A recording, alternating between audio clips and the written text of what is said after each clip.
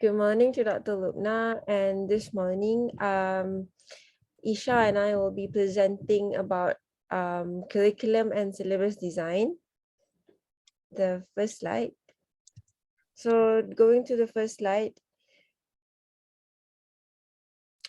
curriculum is known to be a planned interaction of pupils or students with instructional content, materials, resources, and also processes for evaluating the attainment of educational objectives.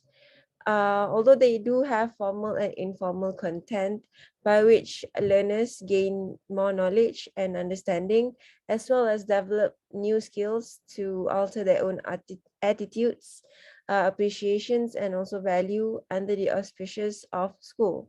This was stated by Ronald Seedall in 1996.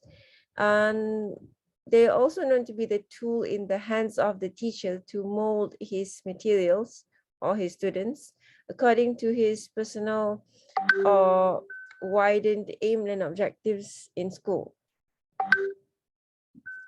Next slide. Syllabus design is a selection and organization of instructional content, including a suggested strategy for presenting content and also evaluation. Syllabus design is known to be a summary of the content to which learners will be exposed to. Yalden stated in 1987. Specification contents of language teaching which have been submitted to some degree or structuring or also ordering with the aim of making teaching and learning a more effective process. So there are certain differences between curriculum and syllabus design, and which we all know that curriculum is the widened area, but syllabus is like one part of the curriculum.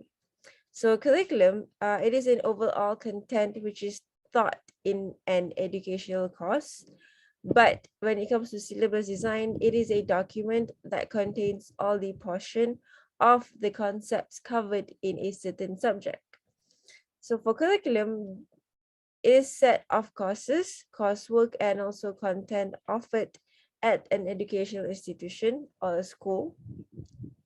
While syllabus design, they have a descriptive list of subjects that are to be taught in a classroom by a certain teacher, which is specified to a certain subject.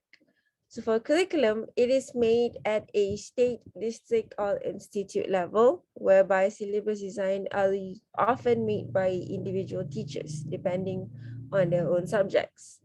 Curriculum cannot be amended easily, but syllabus design can easily be adjusted according to the time and season of the classes. But curriculum are also not accessible to students because it is only by the, usually it is done by the teacher level and above, and syllabus design are known to be accessible to students because it is what they learn in classes. The next, so there are certain components when it comes to curriculum. We have the aims, goals, and objectives, the contents, methods and strategies, and also the evaluation. So aims, goals, and objectives, it is to capture what goals are to be achieved, the vision, the philosophy, the mission statement, and also the objectives. In this area, it's where we have to define the purposes and also what the curriculum is to be acted upon and what to drive it at. When it comes to contents, contents contain information to be learned in school. It is an element or a medium through which the objectives are accomplished. Methods and strategies are to put into action where the goals and the use of the content in order to produce an outcome. This would convert the written curriculum to instruction. Evaluation is that it identifies the quality, the effectiveness of the program, the process, and the product of the curriculum. So there are components, a few components in syllabus design. The first and most important are the learning objectives. So students have to like either gain or take from this course, because these reasons objectives are like the important knowledge for a course. So it is like it will be more better if the objective that are included for every topic or for every session that the teacher is conducting. Another thing is goal.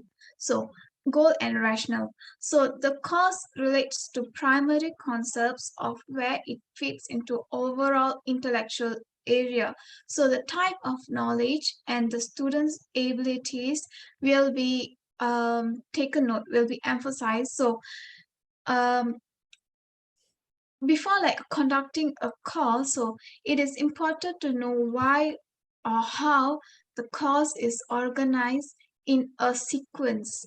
So another thing is basic information. So the course name, number, the time, place, the teacher's name, contact information or the hours taken, instructional instructional support staff information. These are the kind of basic information which is like a kind of element which is important in designing a syllabus. And then course content such as the schedule, like when the course is taking the time, and then the outline, like the time outline, what we do in the introduction and then till the closure, and then the meeting, like, and then also the holiday dates, sometimes for the public holidays, and then the weekends, and then major and subtopics. Then students' responsibilities. Students have their own responsibilities as well, and it is just as important. It is the most important, I would say. And then for example, like their homeworks that have been assigned for them, the group projects or their individual projects, quizzes, exams, and reading requirements, participations, their participation and involvement, how they interact with other people, and also the submission, like the due dates that's given to them. And then grading. Okay, as a teacher, it is important for us to grade, so it must be clear, and then it should have like a explicit statement of the assessment process and also the measurements that is involved. And then the materials that is used. So materials can be also included by the relevant instructional technologies that the teacher